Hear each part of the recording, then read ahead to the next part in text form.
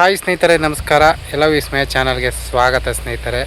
ಈ ಕಾಲದಲ್ಲಿ ಏನಾಗ್ಬಿಟ್ಟಿದೆ ಅಂದರೆ ಕಾಡಿನ ಸಂಖ್ಯೆ ಕಮ್ಮಿ ಆಗ್ತಿದೆ, ಪ್ರಾಣಿಗಳ ಸಂಖ್ಯೆ ಜಾಸ್ತಿ ಆಗ್ತಿದೆ. ಅಂದರೆ ಸಾಕು ಪ್ರಾಣಿಗಳ ಸಂಖ್ಯೆ ಜಾಸ್ತಿ ಆಗ್ತಾ ಬರ್ತಿದೆ ಸ್ನೇಹಿತರೆ. ಹಿಂದಿನ ಕಾಲದಲ್ಲಿ ಏನಾಗ್ತಿತ್ತು ಅಂದರೆ ದಟ್ಟ ಅರಣ್ಯ ಕಾಡುಗಳಿತ್ತು. ಪ್ರಾಣಿಗಳು ಅವ್ರಿಗೆ ಬೇಕಾದಷ್ಟು ಸಾಕ್ತಿದ್ರು, ಅದನ್ನು ಕಾಡು ಕರ್ಕೊಂಡು ಹೋಗ್ತಾಯಿದ್ರು, ಮಧ್ಯಾಹ್ನದ ಹೊತ್ತಿಗೆ ಮೇಯಿಸ್ಕೊಂಡು ಬರ್ತಾಯಿದ್ರು ಸ್ನೇಹಿತರೆ. ಈಗೇನಾಗ್ತಿದೆ, ಜ್ಞಾನ ಬೆಳೆದಷ್ಟು ಕಾಡು ಅವರವರ ಸ್ವಾರ್ಥಕ್ಕೆ ಕಡಿಮೆ ಆಗ್ತಾ ಬರ್ತಿದೆ. ಗ್ರೀನ್ ನೇಚರು ಕಡಿಮೆ ಆಗ್ತಿದೆ ಸ್ನೇಹಿತರೆ. ಪ್ರಾಣಿಗಳನ್ನ ಸಾಕೋದಕ್ಕೆ ಜಾಸ್ತಿ ಮಾಡ್ತಿದ್ದಾರೆ. ಯಾಕೆಂದರೆ ಪ್ರಾಣಿಗಳಿಂದ ಆದಾಯ ಆಗುತ್ತೆ. ಮೇಕೆ, ಕುರಿ, ಹಸು ಇವುಗಳಿಂದ ಆದಾಯ ಜಾಸ್ತಿ ಆಗ್ತಿರೋ ಕಾರಣ ಅವುಗಳನ್ನ ಸಾಕಾಣಿಕೆ ಮಾಡುವಂಥ ಕಾರ್ಯ ಜಾಸ್ತಿ ಮಾಡ್ತಾವ್ರೆ. ಆದರೆ ಆ ಸಾಕೋ ಪ್ರಾಣಿಗೆ ಮೇವು ತರೋದಕ್ಕೆ ಕಾಡೇ ಇಲ್ಲ. ಕಾಡಲ್ಲಿ ಹೋಗಿ ಹಸಿರು ಮೇಯ್ಕೊ ಬರ್ತಿದ್ದೋ ಪ್ರಾಣಿ ಪಕ್ಷಿಗಳು ಈಗ ಆ ಕಾಡನ್ನೆಲ್ಲ ಒತ್ತರಿಸ್ಕೊಂಡು ನಾಡು ಮಾಡ್ತಾಯಿದ್ದಾರೆ. ಕಾಡು ಕಮ್ಮಿ ಆಗ್ತಿದೆ ಸ್ನೇಹಿತರೆ. ಈಗ ಎಲ್ಲ ಅಕಸ್ಮಾತ್ ಕಾಡಿದ್ರೂ ಅದು ಹೊಲ ಗದ್ದೆಗಳಾಗ್ತಾ ಇದ್ದಾವೆ.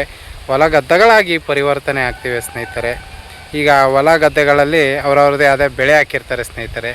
ಈಗ ಯಾರಾದರೂ ಮೇಕೆ ಮೇಯಿಸ್ಬೇಕು ಅಂತ ಏನಾದರೂ ಪ್ರಯತ್ನ ಮಾಡಿ ಅದನ್ನು ಕಾಡು ಕಟ್ಕೊಂಡು ಹೋದರೆ ಗದ್ದೆಗಳೇ ಇರ್ತವೆ, ಗದ್ದೆ ಬಯಲಲ್ಲಿ ತಿಂತವೆ.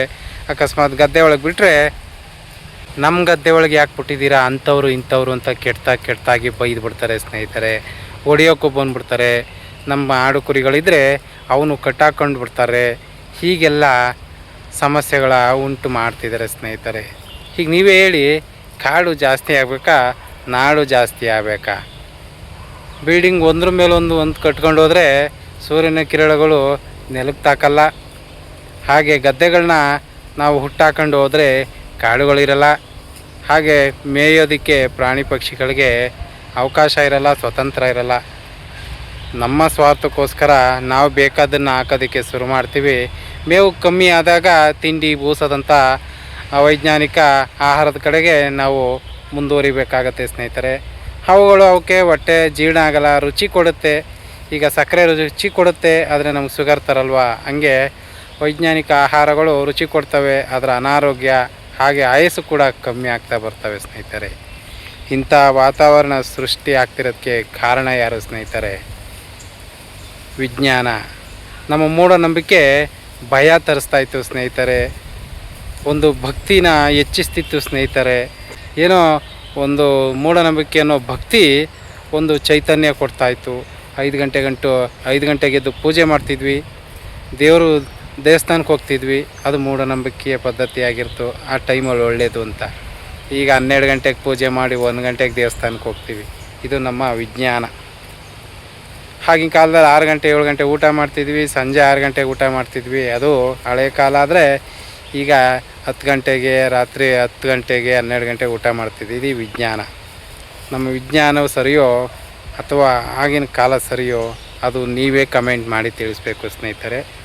ಆದರೆ ಇದೇ ರೀತಿ ಕಾಡು ನಾಶವಾಗ್ತಿದ್ರೆ, ನಾಡು ಹೆಚ್ಚಾಗ್ತಾ ಹೋದರೆ ಮುಂದಕ್ಕೊಂದಿನ ಹಸಿರು ಇರಲ್ಲ, ಪ್ರಾಣಿ ಪಕ್ಷಿಗೆ ಮೇವು ಇರಲ್ಲ.